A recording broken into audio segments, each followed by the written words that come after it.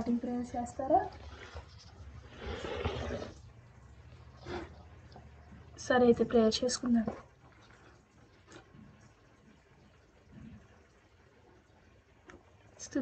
స్తుతి ప్రేమ పరిశుద్ధుడ, ప్రేమ గల దేవ, కృపల తండ్రి, ప్రభువా యేసయ్యా, నీకే స్తుతులు స్తోత్రములయ్యా. ఇదిగో నేను దేవ తండ్రి, ఉదయకాలం నుంచి ఇప్పటి వరకు దేవ తండ్రి, నీ రెక్కల చాటున భద్రముగా మమ్మల్ని కాచి కాపాడిన దేవ, నీకే స్తోత్రములయ్యా. ఇదిగో నేను మా పరిపాటులలో దేవ తండ్రి ప్రభువా, నీ సహాయము దయచేసిన దేవ, నీకే స్తోత్రములు తండ్రి ప్రభువా యేసయ్యా. ఇదిగో నేను తండ్రి ప్రభువా, ఇదిగోనైనా మీరే తోడుగా నేడుకోండి.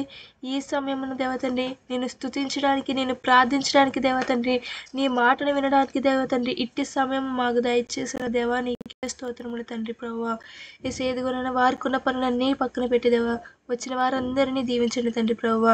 ఇదిగోనైనా ఇంకా రాబోతున్న వారిని మరింత త్వరితంగా రప్పించమని అడుగుచున్నాం తండ్రి ప్రభువా యేసయ్యా. ఈరోజు వాక్యం చెప్పు వారిలో మీరే ఉండి వారితో మాట్లాడండి తండ్రి ప్రభువా యేసయ్యా. ఈరోజు అంశంలో తండ్రి ప్రభావ, ప్రార్థనాంశమును బట్టి దేవ తండ్రి ప్రభావ, ప్రార్థించుచుండగా తండ్రి మా విజ్ఞాపనను దేవ తండ్రి మీరే అందుకోమని అడుగుచున్నాం తండ్రి ప్రభావ యేసయ్యా. ఇదిగోనైనా మీటి ప్రారంభం నుంచి ముగింపు వరకు విజయకరంగా జరిగించమని అడుగుచున్నాం తండ్రి. ఎటువంటి అడ్డంకులు ఆటంకాలు లేకుండా దేవ తండ్రి ప్రభువా, మీరే తోడుగా నేడుగుండి నడిపించమని ప్రభు యేసు నామములో మిక్కిలి వినపూర్వకంగా అడిగి వేడుకొనుచున్నాము పరమ తండ్రి, ఆమేన్. ఎవరైనా పాట పాడతారా?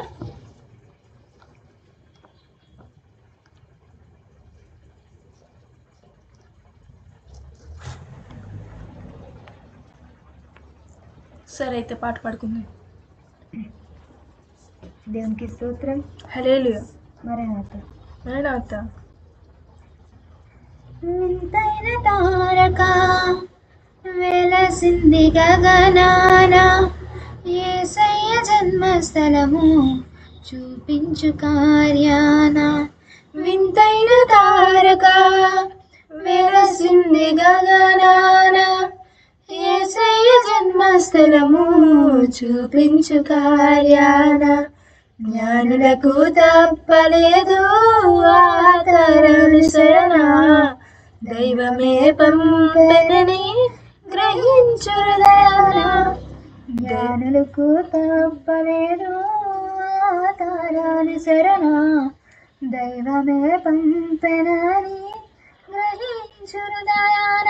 మనమంతా జగమంతా తారవలే క్రీస్తును చాటదం. Happy Christmas, merry Christmas, we wish you happy Christmas. ఆకాశమంతా అదూతలంతా గంతెత్తి స్తుతి పాడగా, సర్వోన్నతమైన స్థలములలోన దేవునికే నిత్య మహిమా. ఆకాశమంతా అదూతలంతా గంతెత్తి స్తుతి పాడగా, సర్వోన్నతమైన స్థలములలోన దేవునికే నిత్య మహిమా. భయముతో శ్రమలతో ఉన్న గొర్రెలతో కలిసిరి జనన వార్త చాటిరి. మరమంతా జగమంతా తారాలే క్రీస్తుని చాటం. Happy Christmas, merry Christmas, we wish you happy Christmas. దేవునికి స్తోత్రం. హల్లెలూయా. మరణాత. మరణాత. ఎవరైనా ఏదైనా షేర్ చేసుకోవాలనుకుంటున్నారా? Thank you. ఎవరైనా ఏదైనా షేర్ చేసుకోవాలనుకుంటున్నారా?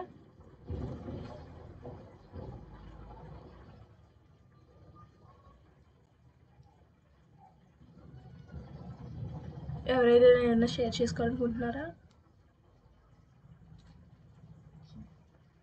సరే అయితే ఈరోజు వాక్యం నేనే చెప్పబోతున్నాను.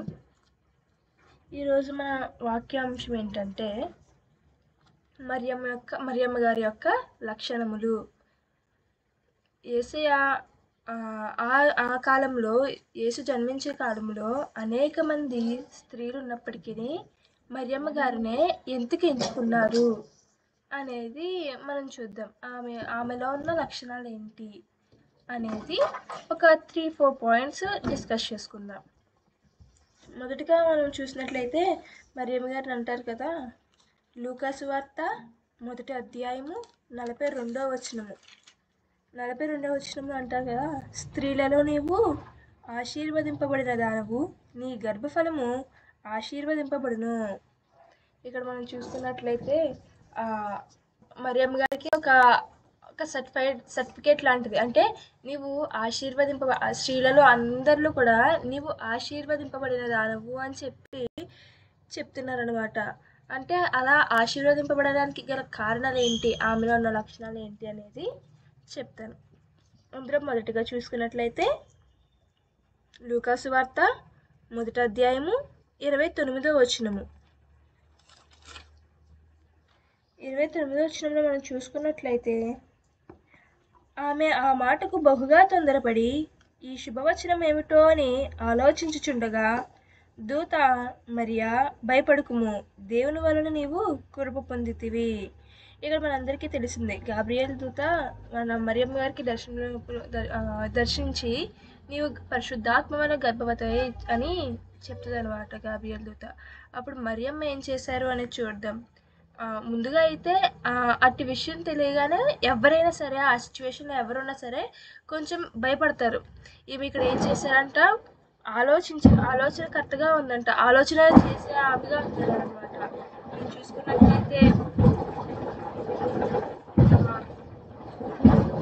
మనం చూసుకున్నట్లయితే మరియమ్మ గారు ఆ సమయంలో ఎలా ఉన్నారంట, ఆలోచన చేసేవారుగా ఉన్నారంట.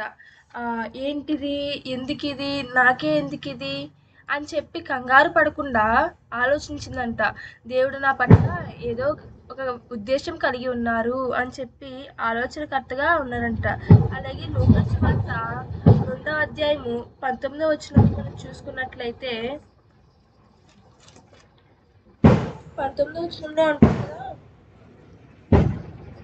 అయితే మరి ఆ మాటలన్నిటినీ తన హృదయంలో తలపోసుకొనుచు భద్రము చేసుకొనెను. ఇక్కడ మరియమ్మ ఎలా ఉన్నారో చూడండి. యేసయ్య జన్మించిన తర్వాత గొర్రెల కాపరులు వారికి ఇలా దేవదూత దర్శనం ఇచ్చిందని, ఇదంతా వాళ్ళకి దర్శనమిచ్చి ఏమేమి చెప్పారో అదంతా కూడా మరియమ్మకి చెప్పినప్పుడు మరియమ్మ గారు ఎలా ఉన్నారంట, వినేసి వదిలేసేవారుగా లేరంట. ఎలా ఉన్నారంట, ఆ మాటలన్నీ హృదయంలో తలపోసుకుని భద్రము చేసుకునేవారుగా ఉన్నారంట. మనము కూడా ఈరోజు మనం చూసినట్లయితే ఏ విషయమైన దేవుని గురించి వార్త వినినప్పుడు వదిలేసి ఆ మాట అక్కడితో మర్చిపోవడమే కాకుండా మనము ఆ మాటల్ని మన లైఫ్ స్టైల్లో, అంటే మన నిజ జీవితంలో దాన్ని అమలుపరుచుకుంటూ వెళ్ళాలన్నమాట. మరియమ్మ గారు ఫస్ట్గా ఏం చేశారంట, ఫస్ట్ ఆమెలో ఉన్న లక్షణం ఏంటి, ఆలోచనాత్మకంగా ఉందన్నమాట. అంటే ఒక సిచ్యువేషన్ వచ్చినప్పుడు భయపడకుండా నిబ్బరం కలిగి ఇది దేనివల్ల, ఎందుకు అని చెప్పి నిర్మలంగా ఆలోచించిన వారుగా ఉన్నారన్నమాట. రెండవదిగా చూసుకున్నట్లయితే లూకా సువార్త 1వ అధ్యాయము 38వ వచనము. అందుకు మరియా, ఇదిగో ప్రభు దాసురాలును, నీ మాట చొప్పున నాకు జరుగును గాక అనెను. అంతటి దూత ఆమె యొద్ద నుండి వెళ్ళెను. ఇక్కడ రెండవదిగా మనం చూసుకున్నట్లయితే మరియమ్మ గారు ఏమంటున్నారు అంట, ప్రభు దాసురాలును, అంటే దేవునికి ఎంత విధేయత కలిగిన వారే ఉన్నారు చూడండి. విధేయత చూపడం అంటే నో చెప్పకపోవడం. ఇన్ ద అబ్సెన్స్ వాళ్ళు ఏమడిగినా సరే మనం వాళ్ళకి రెస్పెక్టింగ్తో ఓకే చెప్పడం అనమాట. ఇక్కడ మనకి ఈ వాక్యాన్ని అన్వయించుకోవాలి అంటే మనం దేవునికి విధేయత ఎలా చూపాలి అంటే, దేవుడు మనకి ఆజ్ఞలు ఇచ్చారు, ఆజ్ఞను అతిక్రమించడమే పాపము. ఆ ఆజ్ఞను అతిక్రమించకుండా దేవుని యందు భయభక్తులు కలిగి దేవునికి విధేయత చూపి ఆ ఆజ్ఞలు ఏది కూడా మీరకుండా ఉండడమే మనము దేవునికి విధేయత చూపడం అన్నమాట. మరియమ్మ గారు ఇక్కడ ఏం చేశారంట, విధేయురాలుగా ఉన్నారు. రెండవ లక్షణం ఏంటంటే విధేయురాలుగా ఉన్నారన్నమాట దేవుని వాటికి. అంటే ఇప్పుడు ఇలా జరుగుతుంది అంటే దేవుని మాటకి ఎదురు చెప్పలేదు. పై వచనాల్లో ఉంటుంది, జకర్య గారికి కూడా దూత కనబడి దర్శనంలో చెప్పుద్ది అనమాట. లూకాసు వార్త 1వ అధ్యాయము 20 వచనము 19, 20, 21 వచనాల్లో చూసుకున్నట్లయితే, దూత, నేను దేవుని సముఖమందు నిలిచి గాబ్రియేలును, నీతో మాట్లాడుటకును నీ సువార్తమానం నీకు తెలుపుటకును పంపబడి తిని, మరియు నా మాటలు వాటి కాలమందు నెరవేరును. నీవు వాటిని నమ్మలేదు గనుక ఈ సంగతులు జరుగు దినము వరకు నీవు మాట్లాడక మౌనమై ఉందివని అతనితో చెప్పాను. ఇక్కడ జకర్య గారికి గాబ్రియేలు దూత దర్శనమిచ్చి చెప్తారనమాట, మీరు తల్లిదండ్రులు అవుతారు, మీరు యోహాను కంటారని చెప్తే ఇక్కడ జకర్య గారు అది జరగదు కదా అని చెప్పి దూతకి ఎదురుమాట చెప్పడంటూ మాట్లాడతారనమాట. విధేయులై కాకుండా ఎదురు చెప్పినట్లు మాట్లాడతారు, అది ఎలా సాధ్యం, వృద్ధులం కదా అని చెప్పి జకర్య గారు అంటారనమాట. అప్పుడు దూత ఏమందంట, అది జరుగేంత వరకు కూడా నీవు మౌనివై ఉంటావు, నువ్వు మాట్లాడలేవు అని చెప్పి అంటారనమాట. ఇక్కడ ఈ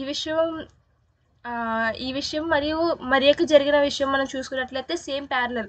ఇక్కడ దూత వచ్చి జరగబో వర్తమానమును జకర్య గారికి చెప్పింది, అక్కడ కూడా గాబ్రియేలు దూత మరియమ్మ గారి దగ్గరికి వచ్చి జరగబో వర్తమానం చెప్పింది. ఇక్కడ జకర్య గారు ఎదురు మాట కొంచెం అంటే ఇది ఎలా సాధ్యం అవుతుందని ప్రశ్నార్థకంగా మాట్లాడారు. ఇక్కడ మరియమ్మ ఏం చేశారు, విధేయతతో నేను నీ దాసురాలు ప్రభువా అని చెప్పి దేవుడు చెప్పిన దానికి తలంచారనమాట. మనము కూడా మరియమ్మ గారిలాగా దేవునికి విధేయత చూపిన వారమై దేవుని ఆజ్ఞకు ఎదురు తిరగకుండా మన మన మన మన నిజ జీవితంలో ఎటువంటి సిచ్యువేషన్ వచ్చినా ఆందోళన చెందకుండా దేవా నీ చిత్తం అనుకుంటూ మనం ముందుకు వెళ్ళాలన్నమాట. మరియమ్మ గారి 3వ లక్షణం మనం చూసుకున్నట్లయితే లూకాసు వార్త 1వ అధ్యాయము 46వ వచనము. అప్పుడు మరియా ఇట్లా నేను నా ప్రాణము ప్రభువును గనపరచుచున్నది. ఇక్కడ మరియమ్మ గారు ఎలా ఉన్నారంట, దేవుణ్ణి గనపరచువారిగా ఉన్నారంట, దేవుణ్ణి ఆరాధించువారిగా ఉన్నారంట. మనము కూడా అంతే. మనం ఏదైనా ఒక విషయం సాధించినప్పుడు, లేదంటే మనము ఒకటి ఏదైనా అచీవ్ చేసినప్పుడు అది మన వల్ల కాదు కానీ దేవుని వల్ల అని చెప్పి దేవుని గనపరచువారిగా మనం ఉండాలన్నమాట. దేవుణ్ణి ఆరాధించువారిగా మనం ఉండాలి. దేవుని కృపచేత బ్రతుకుతున్నామని మనం అందరము దేవునికి లోబడిన వారిగా మనం ఉండాలన్నమాట. 4వదిగా మనం చూసుకున్నట్లయితే లూకాసు వార్త 2వ అధ్యాయము 22వ వచనం నుంచి 51. ఈ వచనాల్లో ఏముంటుందంటే మరియమ్మ గారు విశ్వాసపాత్రురాలుగా ఉన్నట్లు మనం చూస్తామన్నమాట. 22వ వచనంలో ఒకసారి చదువుదాం. మోషే ధర్మశాస్త్రము చొప్పున వారు తమను శుద్ధి చేసుకునే దినములు గడిచినప్పుడు ప్రతి తొలిచూలు మగపిల్ల ప్రభువునకు ప్రతిష్ఠింప చేయబడవలను. ఇక్కడ చూసినట్లయితే ధర్మశాస్త్రములో ఎట్టి విధముగా అయితే మగపిల్లలను ప్రభువుకు ప్రతిష్ఠింపజేస్తారో అలాగే ఎట్టి విధంగా అయితే ధర్మశాస్త్రంలో వారంతా జరిగిస్తారో అట్టి విధంగా ఈమె కూడా యాజ్ ఇట్ ఈజ్ విశ్వాసపాత్రరాలుగా ఉండి అదంతా కూడా జరిగిస్తుంది అనమాట. ప్రతిష్ఠ చేయడం కానీ ఇదంతా కూడా జరిగిస్తుంది అనమాట. విశ్వాసపాత్రనీయురాలుగా ఉంటుంది అనమాట. 4వ లక్షణం ఏంటంటే విశ్వాసంగా ఉంటారనమాట. ఇట్టి లక్షణములు మనం కూడా మనలో అమర్చుకున్న ఎడల మనం కూడా మరియమ్మ గారిలా ఆశీర్వదింపబడిన వారుగా ఉంటాం అనమాట లోకంలో. ఒకసారి ఆ లక్షణాలు ఏంటో ఒక్కసారి రీక్యాప్ చేస్తా. మొదటిగా మరియమ్మ గారు ఒక సిచ్యువేషన్ వచ్చినప్పుడు ఆ విషయం అంటే ఆమె ఒక గర్భం ధరించింది అని ఆమె తెలుసుకున్నప్పుడు ఆలోచనాత్మకంగా ఉండి ధైర్యంగా నిలబడ్డారు. రెండవదిగా ప్రభు మాటకు విధేయురాలై ఉన్నారనమాట. అంటే నో చెప్పకుండా ప్రభు మాటకు విధేయురాలై ఉండి ప్రభు దాసురాలుగా ఆమె నిలవబడ్డారు. మూడవదిగా దేవుని కనపరచువారిగా దేవుణ్ణి ఆరాధించువారిగా ఉన్నారు. 4వది దేవునికి విశ్వాసపాత్రురాలుగా ఉన్నారన్నమాట. ఇట్టి లక్షణములు ప్రభు మనెల్లరికూ దయచేయును గాక. ఆమేన్.